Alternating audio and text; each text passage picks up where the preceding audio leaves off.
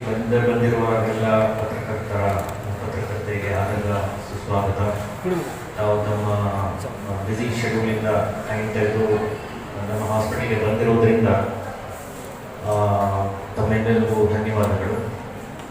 ಇವತ್ತಿನ ಪತ್ರಿಕಾಗೋಷ್ಠಿಯ ಉದ್ದೇಶ ಏನಪ್ಪ ಅಂತ ಹೇಳಿದ್ರೆ, usually brain and spine surgeries ದೊಡ್ಡ ದೊಡ್ಡ ಹಾಸ್ಪಿಟಲ್ಗಳಲ್ಲೇ ಸಾಧ್ಯ, ಮತ್ತು ಇವುಗಳು ತುಂಬಾ ಜಾಸ್ತಿ ದುಡ್ಡು ಆಗುತ್ತೆ ಮಾಡಿಸ್ಕೊಳ್ಳಿಕ್ಕೆ.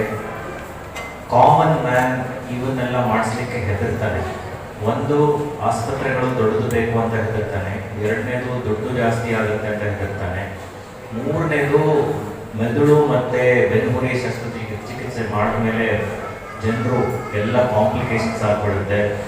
ಬ್ರೈನ್ ಟ್ಯೂಮರ್ಸ್ ಆಪ್ರೇಟ್ ಮಾಡಿದ್ರೆ ಬದುಕೋದೇ ಇಲ್ಲ, ಸ್ಪೈನ್ ಸರ್ಜರಿ ಆಪ್ರೇಟ್ ಮಾಡಿದ್ರೆ ಕಾಲು ಬಿದ್ದೋಗ್ಬಿಡುತ್ತೆ, ಕೈ ಬಿದ್ದೋಗ್ಬಿಡುತ್ತೆ ಅಂತೆಲ್ಲ ಭಯ ಇರುತ್ತೆ. ಸೊ ಇವತ್ತಿನ ಪತ್ರಿಕಾಗೋಷ್ಠಿಯ ಉದ್ದೇಶ ಏನಪ್ಪ ಅಂದರೆ, ಜನರಲ್ ಪಬ್ಲಿಕ್ಗೆ ಒಂದು ಮೆಸೇಜ್ ನಾವು ತಲುಪಿಸ್ಲಿಕ್ಕೆ ಬಯಸ್ತಿದ್ದೀವಿ. ಏನಪ್ಪ ಅಂದರೆ, ಒಂದು, brain and spine surgeries are possible in a hospital like Al Ansar, which is in between government hospital and a corporate hospital. ಎಲ್ಲ ವ್ಯವಸ್ಥೆಗಳು ಈ ಥರ ಹಾಸ್ಪಿಟಲ್ಗಳಲ್ಲೂ ಸಾಧ್ಯ. ಮತ್ತು ಇಲ್ಲಿ ಕೂಡ ಯಾವುದೇ ದೊಡ್ಡ ಆಸ್ಪತ್ರೆಯಲ್ಲಿ ಕೊಡುವಂಥ ಗುಡ್ ರಿಸಲ್ಟ್ಸ್, ಸೇಫ್ ರಿಸಲ್ಟ್ಸ್ ನಾವು ಮೆದುಳು ಮತ್ತು ಬೆನ್ನುಹುರಿ ಶಸ್ತ್ರಚಿಕಿತ್ಸೆ ಮಾಡಿದ ನಂತರ ಕೊಡಬಹುದು. ಮತ್ತು ಇಲ್ಲಿ ಮಾಡ್ತಿರುವಂಥ ಶಸ್ತ್ರಚಿಕಿತ್ಸೆಗಳು ದರದಲ್ಲೂ ಕೂಡ ಸಾಕಷ್ಟು ಕಡಿಮೆ ಆಗಿರ್ತವೆ. Common man can afford these brain and spine surgeries. ಹಾಗೂ ಕೊನೆಗೆ ಹೆದರುವಂಥದ್ದು ಏನೂ ಇಲ್ಲ. ಕರೆಕ್ಟಾಗಿ ಸೆಲೆಕ್ಟ್ ಮಾಡಿ ಕರೆಕ್ಟಾಗಿ ಆಪ್ರೇಟ್ ಮಾಡಿದ್ರೆ ನಿಮ್ಮ ಮುಂದೆ ಪೇಷಂಟ್ಸ್ ಕೂತಿದ್ದಾರೆ. ಹಲವಾರು ಪೇಷಂಟ್ಸ್ನ ನಾವು ಇವತ್ತು ಕರೆದಿದ್ದೀವಿ, 5ರಿಂದ 6 ಪೇಷಂಟ್ಸು. ಈ ಪೇಷಂಟ್ಸಲ್ಲಿ ನಾವು ಸೆಲೆಕ್ಷನ್ ಮಾಡಿದ್ದೀವಿ. ಕೆಲವೊಂದು ಮೆದುಳಿನ ಶಸ್ತ್ರಚಿಕಿತ್ಸೆ ಪೇಷಂಟ್ಸ್ ಇದ್ದಾರೆ, ಕೆಲವೊಂದು ಸ್ಪೈನ್ ಸರ್ಜರಿ ಶಸ್ತ್ರಚಿಕಿತ್ಸೆ ಪೇಷಂಟ್ಸ್ ಇದ್ದಾರೆ, ಕೆಲವರು ಟ್ಯೂಮರ್ ಪೇಷಂಟ್ಸ್ ಇದ್ದಾರೆ. ಇವ್ರು ನಿಮ್ಮ ಮುಂದೆ ಬಂದವರೇ. ಅವರು ಪಾಪ ಇಲ್ಲಿ ಬಂದಿರೋದು ಏನಕ್ಕೆ ಅಂತ ಹೇಳಿದ್ರೆ, ಅವ್ರಿಗೆ ಇಂಪ್ರೂವ್ ಆದಂಗೆ ಬೇರೆ ಪೇಷಂಟ್ಸ್ಗಳಿಗೂ ಈ ಮಾತು ಹೋಗಲಿ, ಅವರು ಬಂದು ಕಷ್ಟದಲ್ಲಿರುವಂಥ ಎಲ್ಲ ರೋಗಿಗಳು ಬಂದು ಈ ವ್ಯವಸ್ಥೆಗಳನ್ನು ಯೂಸ್ ಮಾಡಲಿ. ಮತ್ತು ಇದೇ ಥರ ನಮ್ಮ ದೇಶದಲ್ಲಿ ಎಲ್ಲ ಕಡೆನೂ ಸಣ್ಣ ಊರುಗಳಲ್ಲೂ ಕೂಡ ಇದೇ ಥರ ಎಲ್ಲರೂ ಸ್ಟಾರ್ಟ್ ಮಾಡಿದ್ರೆ ಪಬ್ಲಿಕ್ಗೆ ಒಂದು ಹೆಲ್ಪ್ ಆಗುತ್ತೆ. ಇಲ್ಲಾಂದರೆ ಎಲ್ಲರೂ ಬೆಂಗಳೂರಿಗೆ ಹೋಗಬೇಕು, ಎಲ್ಲರೂ ದೊಡ್ಡ ಹಾಸ್ಪಿಟ್ಲಿಗೆ ಹೋಗಬೇಕು ಅಂದರೆ ಆಗೋದಿಲ್ಲ. ಇವತ್ತಿನ ಉದ್ದೇಶ, ಈ ಪತ್ರಿಕಾಗೋಷ್ಠಿಯ ಉದ್ದೇಶ. ಇವತ್ತು ನಾವು ಕರೆದಿರುವಂಥ ಪೇಷಂಟ್ಸಲ್ಲಿ ಒಬ್ಬರು ಮೆದುಳಿನಲ್ಲಿ ಒಂದು ಅನ್ಯೂರಿಸಮ್ ಅಂತ ಆಗುತ್ತೆ. ಅನ್ಯೂರಿಸಮ್ ಅಂದರೆ ರಕ್ತನಾಳದಲ್ಲಿ ಒಂದು ಬೊಬ್ಬೆ ಥರ ಬಂದು ಅದು ಬರ್ಸ್ಟ್ ಆಗಿಬಿಟ್ಟು ರಪ್ಚರ್ ಆಗಿಬಿಟ್ಟು ಬ್ರೈನ್ ಹೆಮರೇಜ್ ಆಗಿಬಿಡುತ್ತೆ. ಅಂದರೆ ಅತಿ ಏನು ಹೇಳೋದು ಡೇಂಜರಸ್ ಕಾಯಿಲೆ ಇದು. ಇದರಲ್ಲಿ ಆಲ್ಮೋಸ್ಟ್ ಕಾಲು ಭಾಗ ಪೇಷಂಟ್ಸು ಆಸ್ಪತ್ರೆಗೆ ತಲುಪೋದೇ ಇಲ್ಲ, ಅಲ್ಲೇ ಸಡನ್ ಡೆತ್ ಆಗಿಬಿಡುತ್ತೆ. ಮತ್ತು ಆಸ್ಪತ್ರೆಗೆ ತಲುಪೋದ್ರಲ್ಲೂ ಕೂಡ ಮತ್ತೆ ಬ್ಲೀಡ್ ಆಗ್ಬೋದು, ಮತ್ತೆ ಪ್ರಾಣಾಪಾಯ ಆಗ್ಬೋದು. ಭಯಂಕರ ಕಾಯಿಲೆ ಇದು. ಇದನ್ನು ಏಂಜೋಗ್ರಾಮ್, ಮೆದುಳಿನ ಏಂಜೋಗ್ರಾಮ್ ಮಾಡಿ ಯಾವ ರಕ್ತನಾಳ ಒಡೆದೋಗಿದೆ, ಅದರಲ್ಲಿ ದೋಷ ಎಲ್ಲಿದೆ ಅಂತ ಕಂಡುಹಿಡಿದು ನಂತರ ಅದನ್ನು ನಾವು ಕ್ಲಿಪ್ ಅಂತ ಮಾಡ್ತೀವಿ. ಇದು ಮೇಜರ್ ಬ್ರೈನ್ ಸರ್ಜರಿ. ಇದು ಮಾಡಲಿಕ್ಕೆ ನಮ್ಮ ಡೈರೆಕ್ಟರ್ ಸಾಹೇಬರು ಹೇಳಿದಂಗೆ ಆಪರೇಟಿಂಗ್ ಮೈಕ್ರೋಸ್ಕೋಪ್ ಬೇಕು, ಒಳ್ಳೆ ಆಪರೇಟಿಂಗ್ ಮೈಕ್ರೋಸ್ಕೋಪ್ ಬೇಕು. ಆ ಮೈಕ್ರೋಸ್ಕೋಪ್ ಆದಮೇಲೆ, ಆಪರೇಷನ್ ಆದಮೇಲೆ ಒಳ್ಳೆ ICU ಬೇಕು. 24 ಗಂಟೆ ಡಾಕ್ಟರ್ಗಳು ಕವರ್ ಮಾಡಬೇಕು, ಪೇಷಂಟ್ನ ನೋಡಬೇಕು. ಇವರು 44 ವರ್ಷದ ಪೇಷಂಟು. ಬಂದಿದ ನಂತರ, ಆಪರೇಷನ್ ಆಗಿದ ನಂತರ ದೇವರ ದಯೆಯಿಂದ ಚೆನ್ನಾಗಿ ಇಂಪ್ರೂವ್ ಆದರು. ಈಗ she is perfectly all right, ಯಾವುದೇ ತೊಂದರೆ ಇಲ್ಲ. ವಾಪಸ್ ಕೆಲಸಕ್ಕೆ ಹೋಗಿದ್ದಾರೆ, ಕೆಲಸ ಮಾಡ್ತಾ ಇದ್ದಾರೆ. ಮತ್ತೆ ಜೀವನದಲ್ಲಿ ಮತ್ತೆ ಆ ಕಾಯಿಲೆ ಮತ್ತೆ ಬರೋದೂ ಇಲ್ಲ. ಸೊ ಆಪರೇಷನ್ ಟೈಮಲ್ಲಿ ಮಾತ್ರ ರಿಸ್ಕ್ ಇರುತ್ತೆ. ಕರೆಕ್ಟಾಗಿ ಸೆಲೆಕ್ಟ್ ಮಾಡಿ ಕರೆಕ್ಟಾಗಿ ಹಾಸ್ಪಿಟಲಲ್ಲಿ ತೊಗೊಂಡು ಕರೆಕ್ಟ್ ಆಪರೇಷನ್ ಮಾಡಿದ್ರೆ ಚೆನ್ನಾಗಿ ಇಂಪ್ರೂವ್ ಆಗಿರ್ತಾರೆ. ಇದೊಂದು ಮೆದುಳಿನ ಮೇಜರ್ ಬ್ರೈನ್ ಸರ್ಜರಿ. ಎರಡನೇ ಪೇಷಂಟ್ ನಮ್ಮಲ್ಲಿ ಇನ್ನೊಬ್ರು ಬಂದವರೆ, ಬ್ರೈನ್ ಟ್ಯೂಮರ್ ಪೇಷಂಟ್. ಇದು ಕೂಡ ನಮಗೊಂದು ಮೂಢನಂಬಿಕೆ ಏನಿರುತ್ತೆ ಅಂದರೆ, ಬ್ರೈನ್ ಟ್ಯೂಮರ್ ಅಂದರೆ ಮುಗಿತವ ಕತೆ, ಮತ್ತೆ ಇವರು ಎದ್ದೋಳೋದೇ ಇಲ್ಲ, ಮಾತಾಡೋದಿಲ್ಲ, ಸರ್ಜರಿ ಆದಮೇಲೆ ಕೈ ಬಿದ್ದೋಗ್ಬಿಡುತ್ತೆ, ಕಾಲು ಬಿದ್ದೋಗ್ಬಿಡುತ್ತೆ, ऑपरेशन के बाद उठता नहीं पेशेंट, हाथ पड़ जाता है, पाँव पड़ जाता है, ब्रेन ट्यूमर ಕೂಡ ಖತಮ್ ಮಾಡಬೇಕು. ಹಂಗೂ ಇಲ್ಲ. ಬ್ರೈನ್ ಟ್ಯೂಮರಲ್ಲೂ ಕೂಡ ಹಲವಾರು ವಿಧವಾದ ಟ್ಯೂಮರ್ಗಳಿರ್ತವೆ. ಅದರಲ್ಲಿ ಬಿನೈನ್ ಟ್ಯೂಮರ್ಸ್ ಅಂತ ಇರ್ತವೆ, ಮ್ಯಾಲಿಗ್ನೆಂಟ್ ಟ್ಯೂಮರ್ಸ್ ಅಂತ, ಅಂದರೆ ಕ್ಯಾನ್ಸರ್ಸ್ ಇರ್ತವೆ ಮತ್ತು ನಾನ್ ಕ್ಯಾನ್ಸರಸ್ ಟ್ಯೂಮರ್ಸು ಇರ್ತವೆ. ಕ್ಯಾನ್ಸರಸ್ ಟ್ಯೂಮರ್ಸಲ್ಲಿ ಔಟ್ಕಮ್ಸ್ ಅದು ಕೂಡ ಸ್ಟೇಜ್ 4, ಗ್ರೇಡ್ 4 ಟ್ಯೂಮರ್ಸ್ ಇದ್ದರೆ ಅದು ಕೆಟ್ಟದಾಗಿರ್ತವೆ. ಅದೊಂದು ಗ್ರೂಪ್ ಬಿಟ್ಟರೆ ಬಾಕಿ ಕೆ 100 ಬ್ರೈನ್ ಟ್ಯೂಮರ್ಸ್ದ ಔಟ್ಕಮ್ ಅಚ್ಚಾ ಅಂದರೆ ಚೆನ್ನಾಗೇ ಇರುತ್ತೆ. ಸ್ಪೆಷಲಿ ಗ್ರೇಡ್ 1 ಟ್ಯೂಮರ್ಸ್ ಅಂತ ಹೇಳ್ತೀವಿ, ಮೆನಿಂಜಿಯೋಮಾಸ್ ಅಂತ. ಇಲ್ಲಿ ಬಂದಿರೋದು ರೋಗಿ ಇದ್ದಾರೆ ಅವರು. ಮೆನಿಂಜಿಯೋಮಾ ಅಂತ ಮೆದುಳಿನ ಕೆಳಭಾಗದಲ್ಲಿ, ಅಂದರೆ ಕಣ್ಣಿನ ಮೇಲೆ ಮೆದುಳಿನ ಕೆಳಭಾಗದಲ್ಲಿ ಅವ್ರಿಗೆ ಗ್ರೋತ್ ಆಗ್ಬಿಟ್ಟಿತ್ತು. ಮೆದುಳಿನ ಮೇಲೆ ಒಂದು ಮೆನಿಂಜಸ್ ಅಂತ ಇರುತ್ತೆ, ಬಟ್ಟೆ ಥರ ಕವರಿಂಗ್, ಅದರಿಂದ ಅದು ಗ್ರೋ ಆಗಿ ಮೆದುಳಿನ ಒತ್ಕೊಂಡ್ಬಿಡುತ್ತೆ. ಅವರು ನಮ್ಮಲ್ಲಿ ಪ್ರೆಸೆಂಟ್ ಆಗಿದ್ದು ಫಿಟ್ಸ್ ಕಾಯಿಲೆ ಬಂತು. ಫಿಟ್ಸ್ ಕಾಯಿಲೆ ಬಂತು ಅಂತ ಸ್ಕ್ಯಾನ್ ಮಾಡಿದಾಗ ಟ್ಯೂಮರ್ ಇದೆ ಅಂತ ಗೊತ್ತಾಯಿತು. ಅದಕ್ಕೆ ಚಿಕಿತ್ಸೆ ಏನಪ್ಪ ಅಂದರೆ ಶಸ್ತ್ರಚಿಕಿತ್ಸೆ, ನರ ಶಸ್ತ್ರಚಿಕಿತ್ಸೆ ಮಾಡಲಾಯಿತು. ಪೇಷಂಟ್ ನಿಮ್ಮ ಮುಂದೆ ಕೂತಿದ್ದಾರೆ, ಎಲ್ಲಿದ್ದಾರೆ, ಚೆನ್ನಾಗಿದ್ದಾರೆ, is all right, is on back to his work, ಏನೂ ಪ್ರಾಬ್ಲಮ್ ಇಲ್ಲ. ಮತ್ತೆ ಶಸ್ತ್ರಚಿಕಿತ್ಸೆ ಮಾಡಿದ ನಂತರ ಇದು ಶಾಶ್ವತವಾಗಿ ಕ್ಯೂರೇಟಿವ್ ಸರ್ಜರಿ, ಮತ್ತೆ ಬರೋದೂ ಇಲ್ಲ. Grade 1 tumours usually don't recover if fully excise. ಇನ್ನೊಂದು ಪೇಷಂಟ್ ಇದ್ದಾರೆ ನಮ್ಮಲ್ಲಿ, ಅವರು ಸ್ಪೈನ್ ಟ್ಯೂಮರ್ ಆಗಿ ಬಂದಿದ್ರು. ಅಂದರೆ ಬೆನ್ನು ಹುರಿ ಒಳಗೆ ಬೆಳ್ಕೊಂಡಿತ್ತು. ಅದು ಬೆನ್ನು ಹುರಿ ಅಂದರೆ स्पाइनल कॉर्ड के ऊपर प्रेशर डाल रहा था वो ट्यूमर, और पेशेंट को पाँव में वीकनेस आ गया था, पैरों में वीकनेस आ गया था.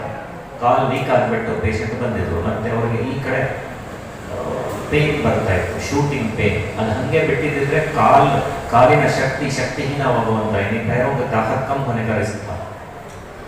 ಮತ್ತೆ ಒಂದು ಸಲ ಇನ್ನೊಂದು ಇಂಪಾರ್ಟೆಂಟ್ ಮಾತೇನಪ್ಪ, ಮೆದುಳಿನ ಮತ್ತೆ ನರಗಳ ಶಸ್ತ್ರಚಿಕಿತ್ಸೆ ಅಂದರೆ ಆಪರೇಷನ್ ಮಾಡೋ ಟೈಮಲ್ಲಿ ಪೇಷಂಟ್ ಹೆಂಗಿರ್ತಾರೆ, ಆಪರೇಷನ್ ಆಗಿದ ನಂತರನೂ ಹಾಗೆ ಇರ್ತಾರೆ. ಏನಪ್ಪ ಇದರ ಅರ್ಥ ಅಂದರೆ, ಬರೋದ್ರಲ್ಲಿ ಲೇಟ್ ಮಾಡಿಕೊಂಡು ನೀವು ಬಂದರೆ, ಅಂದರೆ ಕಾಲು ಹೋದ ಮೇಲೆ ಬಂದರೆ ವಾಪಸ್ ಬರೋ ಚಾನ್ಸಸ್ ತುಂಬ ಕಡಿಮೆ. ಇವತ್ತು ನಾನು ಒಂದು ಆಪರೇಷನ್ ಮಾಡಿ ಬರ್ತಾ ಇದ್ದೀನಿ, ನೆನ್ನೆ ಬೆಳಗ್ಗೆ ಕಾಲು ಹೋಗ್ಬಿಟ್ಟಿತ್ತು, ಇವತ್ತು ಬಂತು ಪೇಷಂಟ್, ತುಂಬ ಲೇಟ್. ಹೋಗೋಕ್ಕಿಂತ ಮುಂಚೆ ಬರಬೇಕು. ಕೋಮಾಗೆ ಹೋಗೋಕ್ಕಿಂತ ಮುಂಚೆ ಮೆದುಳಿನ ಶಸ್ತ್ರಚಿಕಿತ್ಸೆ ಮಾಡಿದ್ರೆ ಕೋಮಾಗೆ ಹೋಗೋದೇ ಇಲ್ಲ. ಹೋಗ್ಬಿಟ್ಟ ಮೇಲೆ ಮಾಡಿದ್ರೆ ತಿಂಗಳಗಟ್ಟಲೆ ಆಗ್ಬಿಡುತ್ತೆ, ದೊಡ್ಡದೇ ಇಲ್ಲ, outcomes will not be good. So ಇನ್ನೊಂದು ಮೆಸೇಜ್ ಪಬ್ಲಿಕ್ ಏನಪ್ಪ ನಾವು ಕಳಿಸ್ಬೇಕು ಅಂದರೆ, ಮೆದುಳಿನ ಮತ್ತು ಬೆನ್ನುಹುರಿ ಶಸ್ತ್ರಚಿಕಿತ್ಸೆಗಳು ಕಂಡೀಷನ್ ಹದಗೆಟ್ಟಕ್ಕಿಂತ ಮುಂಚೆ ದಯವಿಟ್ಟು ಬನ್ನಿ. Before the disease is advanced, please come. The earlier you come, the better the outcomes. जितना जल्दी आप उसका सर्जरी करा लेती उतना बेहतर इसका आउटकम होता. ಆಮೇಲೆ ಇನ್ನೊಂದು ಪೇಷಂಟ್ ನಮ್ಮಲ್ಲಿ ಕೂತಿದ್ದಾರೆ, ಅವರಿಗೆ ಬೇರೆ ಕಡೆ ಶಸ್ತ್ರಚಿಕಿತ್ಸೆ ಮಾಡಲಾಗಿತ್ತು ಬೆನ್ನುಹುರಿ ಮೇಲೆ, ಮತ್ತೆ ಬೆನ್ನು ನೋವು ಬಂತು, ಕಾಲು ಸೆಳೆತ ಬಂತು, ತುಂಬ ಕಷ್ಟಪಡ್ತಾ ಇದ್ರು, ಅವ್ರಿಗೇನು ಕೆಲಸನೇ ಮಾಡೋಕ್ಕಾಗ್ತಿರ್ಲಿಲ್ಲ. Second time surgery, spine surgery, redo surgeries ಮಾಡೋದು ತುಂಬ ಕಷ್ಟ. ಯಾಕಂದರೆ ಮೆದುಳು ದೇವರು ಸೃಷ್ಟಿ ಮಾಡ್ದಂಗೆ ಒಳಗೆ ಇರೋದಿಲ್ಲ, ಎಲ್ಲ ಕಚಕಚೆ ಆಗಿಬಿಡುತ್ತೆ. ಓಪನ್ ಮಾಡಲಿಕ್ಕೆ ಗೊತ್ತಾಗಲ್ಲ, ಎಲ್ಲಿ ನರ ಇದೆ, ಎಲ್ಲಿ ಮೂಳೆ ಇದೆ ಗೊತ್ತಾಗೋದಿಲ್ಲ. ಅವ್ರಿಗೆ ಮೇಜರ್ ಬ್ರೈನ್ ಸರ್ಜರಿ, ಇದು ಸ್ಪೈನ್ ಸರ್ಜರಿ ಮಾಡಲಾಯಿತು. ಸ್ಪೈನ್ ಒಳಗೆ ಹಲವಾರು ಸ್ಕ್ರೂಸು ರಾಡ್ಸು ಹಾಕಿ ಎಲ್ಲ ಫಿಕ್ಸ್ ಮಾಡಿದ್ವಿ. ಸರ್ಜರಿ ಆದಮೇಲೆ ಕೂಡ ಪಾಪ ತುಂಬ ಕಷ್ಟಪಟ್ಟರು. ವೂಂಡಿಂದ ಲೀಕ್ ಸ್ಟಾರ್ಟ್ ಆಗೋಯಿತು, ಅದನ್ನು ನಾವು ಕ್ಲೋಸ್ ಮಾಡಿದ್ವಿ, ಸಾಕಷ್ಟು ತೊಂದರೆಗಳಾಯಿತು. ಬಟ್ ಸ್ಲೋಲಿ ಪೇಷಂಟ್ ಇಂಪ್ರೂವ್ ಆಯಿತು. ಈಗ ದೇವರ ಕೈಯಿಂದ she is gone back to work, she is happy, she comes for follow perfectly all right. So ಮೆದುಳಿನ ಒಳಗೆ ಸ್ಕ್ರೂಸ್ ರಾಡ್ ಹಾಕಿ ಫಿಕ್ಸ್ ಮಾಡಿದ್ರೂ ಕೂಡ ಪೇಷಂಟ್ಸ್ ಎಂದು ಓಡಾಡಿಕೊಂಡಿರ್ತಾರೆ. ಸೊ ಈ ಮೂಢನಂಬಿಕೆ ಏನು, ಬೆನ್ನುಹುರಿ ಮೇಲೆ ಸರ್ಜರಿ ಮಾಡಿದ್ರೆ ಕಾಲು ಬಿದ್ದೋಗ್ಬಿಡುತ್ತೆ, ಕೈಗಳು ಬಿದ್ದೋಗ್ಬಿಡುತ್ತೆ ಅನ್ನೋದು ಸರಿಯಲ್ಲ. ಬಹುಶಃ पहले के ज़माने में होता था रहेगा कि स्पाइन सर्जरी के बाद पैर पड़ जाए, हाथ पड़ जाए. आज के ज़माने में वो एक्सेप्शन है, 99% नहीं होता. You can say surgeries are 99% safe if properly selected. Selection proper हो गया तो surgeries will be good. ಇನ್ನೊಬ್ಬರು ಇದ್ದಾರೆ, ನಮ್ಮ ಒಬ್ಬರು ಸೆಕ್ಯೂರಿಟಿ ಗಾರ್ಡ್ ಕೆಲಸ ಮಾಡ್ತಾ ಇದ್ದಾರೆ. ಅವರು ಪಾಪ ಕಷ್ಟದಲ್ಲಿದ್ದರು, ಅಷ್ಟು ಅಫೋರ್ಡೆಬಲ್ ಇರಲಿಲ್ಲ. ಅವ್ರಿಗೂ ಸಿವಿಯರ್ ಬ್ಯಾಕ್ ಪೇನ್ ಬಂತು. ಮತ್ತೆ ಸ್ಲಿಪ್ ಡಿಸ್ಕ್ ಅಂತ ಒಂದು ಕಾಯಿಲೆ ಇರುತ್ತೆ, ಕೇಳಿರ್ಬೋದು ನೀವುಗಳು. ಸ್ಲಿಪ್ ಡಿಸ್ಕ್ ಅಂತ ಕಾಮನ್ ಕಾಯಿಲೆ, ಇದು ಕಾಮನ್ ಪ್ರಾಬ್ಲಮ್, ಇದೇನು ರೇರ್ ಇಲ್ಲ. ಸಾಕಷ್ಟು ಜನರಿಗೆ ಆಗ್ಬಿಡುತ್ತೆ, ಭಾರ ಎತ್ತುವಾಗಲೂ ಏನೋ ಮಾಡಿದಾಗಲೂ ಟಕ್ ಅಂತ ಸ್ಲಿಪ್ ಆಗಿಬಿಡುತ್ತೆ ಡಿಸ್ಕು. ಮತ್ತೆ ನರದ ಮೇಲೆ ಒತ್ತಡ ಬಂತು, ಭಯಂಕರ ಕಾಲು ನೋವು ಬರುತ್ತೆ, ಕೂತ್ಕೊಳ್ಳೋಕ್ಕಾಗಲ್ಲ, ನಡಿಲಿಕ್ಕಾಗಲ್ಲ, ನಿದ್ದೆ ಬರಲ್ಲ, ಸೊ ಕೆಲಸ ಮಾಡೋಕ್ಕಾಗಲ್ಲ. ಸರ್ಜರಿ ಮಾಡಿದ ಮೇಲೆ ಆಲ್ಮೋಸ್ಟ್ ಕಂಪ್ಲೀಟ್ ರಿಲೀಫ್ ಆಗ್ಬಿಡುತ್ತೆ. They will be back to work within about 20-30 days. ಅವ್ರು ಇಲ್ಲೇ ಇದ್ದಾರೆ, ವಾಪಸ್ ಸೆಕ್ಯೂರಿಟಿ ಗಾರ್ಡ್ ಕೆಲಸನೂ ಮಾಡ್ತಾ ಇದ್ದಾರೆ. ಸೊ ಈ ಥರ ನಾವು ಇವತ್ತು ಕಲೆಕ್ಟ್ ಮಾಡಿರುವಂಥ ಪೇಷಂಟ್ಸ್ ಎಂಥವ್ರಿಗೆ ತುಂಬ ರೇರ್ ಕಾಯಿಲೆಗಳಲ್ಲ, ಬಟ್ ದೊಡ್ಡ ಕಾಯಿಲೆಗಳು. ಮತ್ತೆ ಯಾಕೆ ನಿಮ್ಮನ್ನು ನಾವು ಕರ್ಕೊಂಡ್ಬಿಟ್ಟು ಈ ಮಾತು ಹೇಳ್ತೀವಿ ಇವತ್ತು ಅಂತ ಹೇಳಿದ್ರೆ, ಈ ಥರ ಆಸ್ಪತ್ರೆಗಳಲ್ಲಿ ಈ ಥರ ಶಸ್ತ್ರಚಿಕಿತ್ಸೆಗಳು ಪಾಸಿಬಲ್ ಇದೆ. You can do it.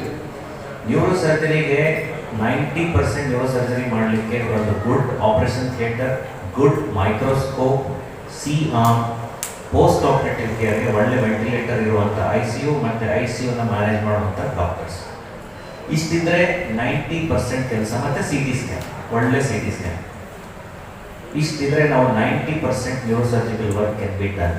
And this can be done even in ಪೆರಿಫರೀಸ್.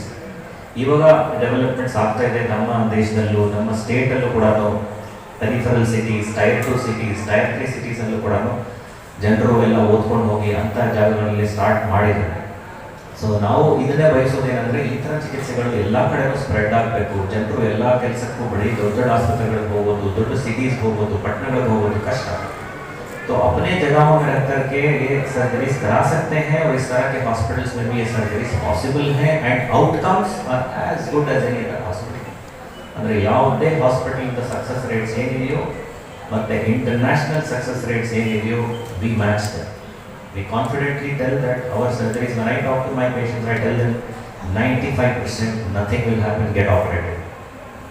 Everything will be all right. When I am talking about brain surgeries and spine surgeries, usually properly selected cases nothing happens. ಇವಾಗ ನೀವುಗಳು patients ಜೊತೆ interact ಮಾಡ್ಬೋದು, ಅವ್ರಿಗೆ ಪ್ರಶ್ನೆಗಳು ಕೇಳ್ಬೋದು, ಅವ್ರ experience ಬಗ್ಗೆನೂ ನೀವು ಕೇಳ್ಕೊಳ್ಬೋದು. ಮತ್ತು ನಮ್ಮ ಕಡೆಗೆ ಏನಾದರೂ ಪ್ರಶ್ನೆಗಳಿದೆ ಅದನ್ನು ನೀವು ಕೇಳಿ. ಸರ್ ಈಗ ಅರ್ಲಿಯರ್ ಆಗಿಂತ ಹೇಗೆ ಗೊತ್ತಾಗುತ್ತೆ ಸರ್? ಈಗ ಆಗಿದೆ ಅಂತ ಗೊತ್ತಾಗೋದಾದ್ರೂ ಹೇಗೆ ಸರ್? ಫಸ್ಟೇ ಬಂದು ನೀವು ತೋರಿಸ್ಕೊಳ್ಳಿ, ಬೇಗ ಕ್ಯೂರಬಲ್ ಆಗ್ತದೆ ಅಂತ ಹೇಳ್ತಾ ಇದ್ದಾರಲ್ಲ, ಅದಕ್ಕೆ ಗೊತ್ತಾಗೋದು ಸಿಂಪ್ಟಮ್ಸ್ ಸರ್. ಹಾಂ, ಸಿಂಪ್ಟಮ್ಸ್ ಏನು ಸರ್? ಎಸ್, ಏನು ಸಿಂಪ್ಟಮ್ಸು? ಹೆಡ್ಏಕ್ ಇದೆ ಫಾರ್ ಎಕ್ಸಾಂಪಲ್, ಕಾಮನ್ ಸಿಂಪ್ಟಮ್. ನಾವು ಬರೋದು ತೋರಿಸೋದೇ ಇಲ್ಲ ಪೇಷಂಟ್. ಹೆಡೇಕಲ್ಲಿ ಕೆಲವೊಂದು ಹೆಡೇಕ್ಗಳಿರ್ತವೆ, ಏನು ಭಯಂಕರ ಹೆಡೇಕು, ಸಡನ್ ಆನ್ಸೆಟ್ ಸಿವಿಯರ್ ಹೆಡೇಕ್. ಈಗ ನಾನು ಹೇಳಿದ್ನಲ್ಲ ಪೇಷಂಟ್ ಬ್ರೈನ್ ಹೆಮರೇಜ್ ಆಗಿ ಬಂತು ಅಂತ ಇಲ್ಲೇ ಕೂತಿದ್ದಾರೆ. So sudden onset severe headache, worst headache of your life, ಆ ಥರ ಹೆಡೇಕ್ನ ನಾವು ನೆಗ್ಲೆಕ್ಟ್ ಮಾಡ್ಬೋದು. ಬಂದು ತೋರಿಸ್ಬೇಕು. ಸಣ್ಣ ಪುಟ್ಟ ತಲೆನೋವು ಬರ್ತದೆ, ಎಲ್ಲ ತಲೆನೋವು ಸ್ಕ್ಯಾನ್ ಮಾಡೋಕ್ಕಾಗಲ್ಲ.